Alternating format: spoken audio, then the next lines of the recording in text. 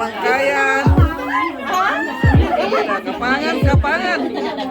Nay, nay. Manang iman, manang. Manang. Kudong pa ka. Kaya pas.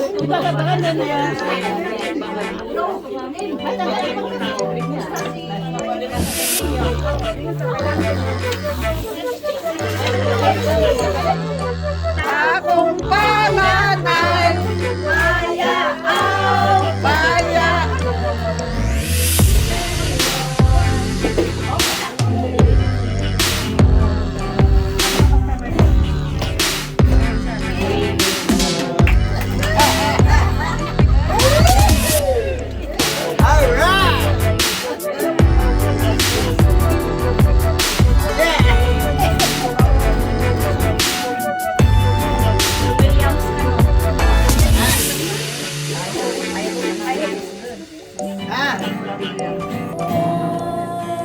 I hope this is good.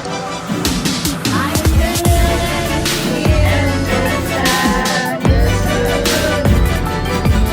I should be thankful, Lord, I know what you do.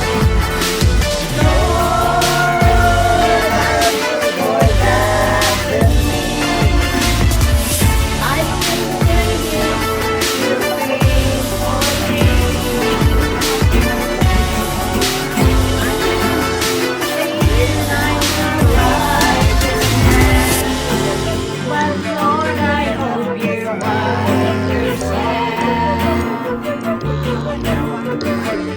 I don't know and I know it a friend. Sit down and tell me, Lord, you got me way. I'm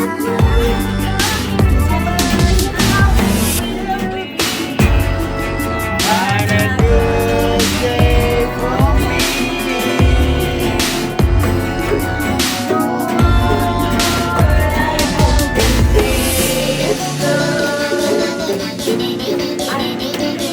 I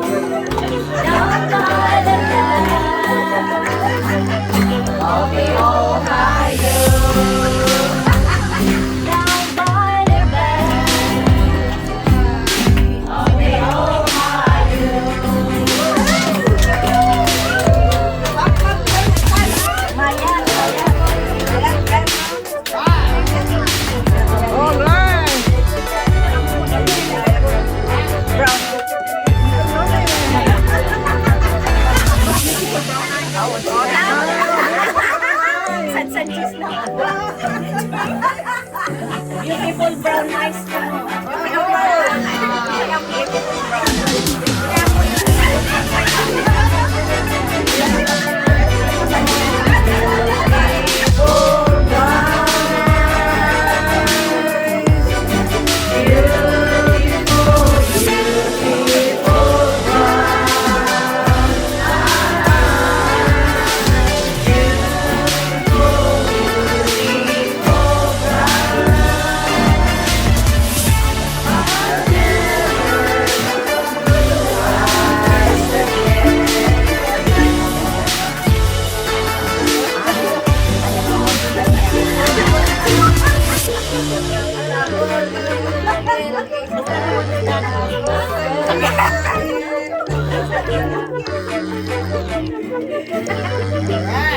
Alright.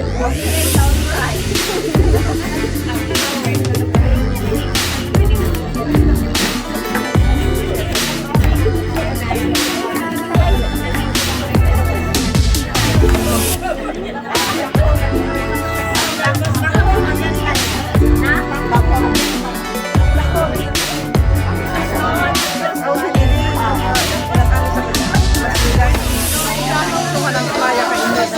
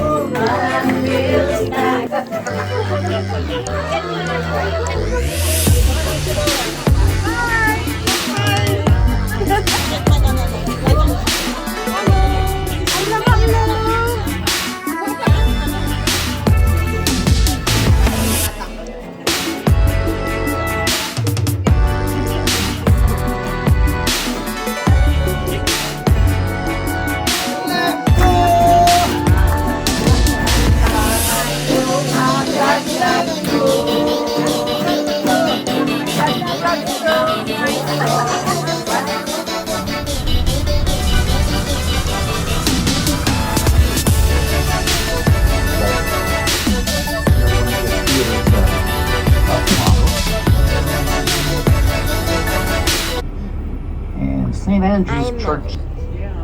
I'm a fun. We'll move up a second through the so many buildings, but you'll see some more or something maybe from your room. Some of you might have noticed the 4 black towers. That's the Toronto TD Bank in office, and they date back to the late 60s and were among the first towers of Toronto. And show the modernity and the wealth of Toronto. You see dogs there.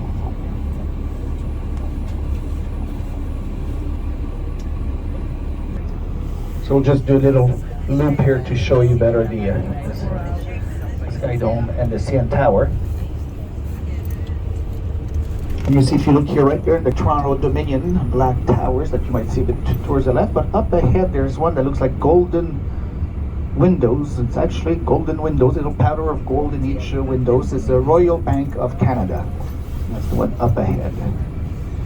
And from your room, if you see a big white one that looks like a marble, at the bottom it's marble, not the top. That's the Bank of Montreal.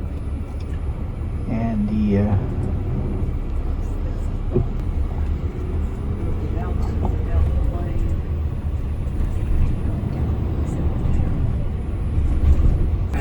so if you look here right there, you'll see the CN Tower and the Sky Dome. You see the rooftop, it opens up. So the panels, they just slide to the left. It takes about 10-15 minutes or so to do so. And the Sky Dome, 550 meters high. That's about times 3, about 1,600 feet high. The big circular thing is at 350 meters. That's about 1,000 feet high. It's a restaurant. You have the aquarium here, the Beaver Tail food truck. It's an old train station, and it's a brewery now. Some of you might have a Steam Whistle beer yesterday. This is where it is, Steam Whistle. And look on your right here, the little fountain when there's water. It represents the salmon going up the river and up just here, right here. You're right there.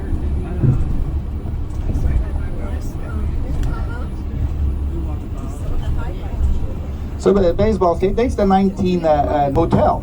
It used to be a Hard Rock Cafe too, and from certain rooms you have a view of. They're not very good at the time, just before they won the World Series, and I guess the opening game was not very interesting. So people started, and there was something much more interesting going on in one of the rooms, and I think they had to change the tint of the windows there. So now it's called Rogers Center. Rogers is a phone company like Verizon or something, AT&T. It's a big internet provider and phone provider in Canada. You had a question, people there? Where's it? Oh, do you watch hockey? I have very good news.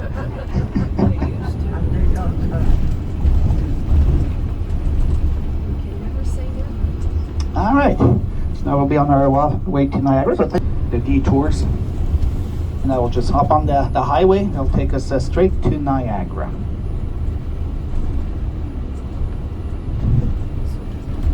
It says we're turning right here. There's the tramways. They kept them. So even in the 80s, 90s, and they have an old style tramway. You don't see these trams too much anymore. They've modernized it.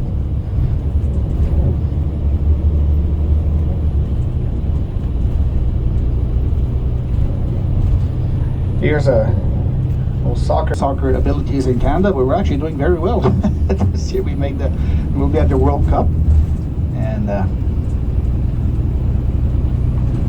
see, when you're stuck in traffic here on your You have time to look at the people inside these apartments.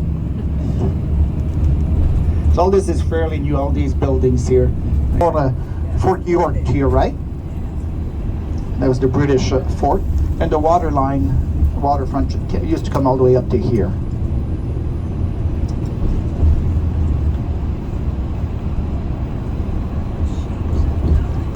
So the Toronto, the population about 2.5 million, but that's just the city, and then you have immediate suburbs. You have a good 5 million people, very close to Toronto, and even 8 million, the greater area of Toronto. And now you'll see Moore Stadium, where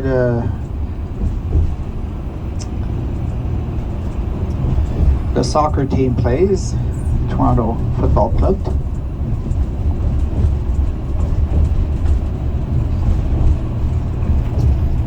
Kart races. The Indy race in Toronto is just around here, just to the left there. But it's not. It's kind of like a dead end. And this is the city, in greater area, even more than that. But you could live in Hamilton and work in Toronto. We're not that far from Toronto, as you notice. So I'm sure they wouldn't appreciate me saying that, but it's kind of like a suburb of Toronto. And here you have the industrial part, so not very nice, but behind you do have a nice little city. And this city is very important for workers' movement and rights. And it's here that they manifested and striked for the 9-hour day, and also for the very little known thing in Canada, but the RAND formula, which is very RAND. And he said that if the majority of people in a factory or somewhere votes for Lake Ontario to your left, average depth is about 80 meters, about 250 feet deep. Wisconsin.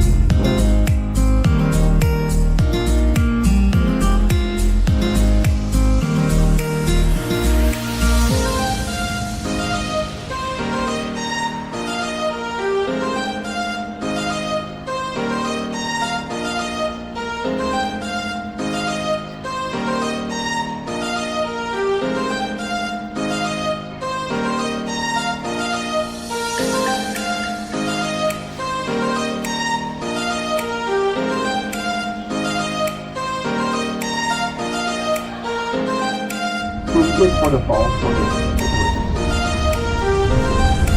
and there's much more tourists in Canada than in the US, because even for the American falls, we see them better on the Canadian side.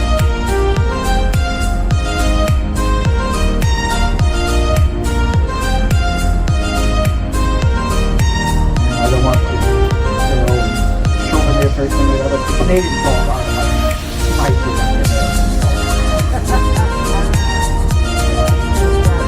That's the way. But it's not so bad that we're little tiny falls that we give you the islands in the middle.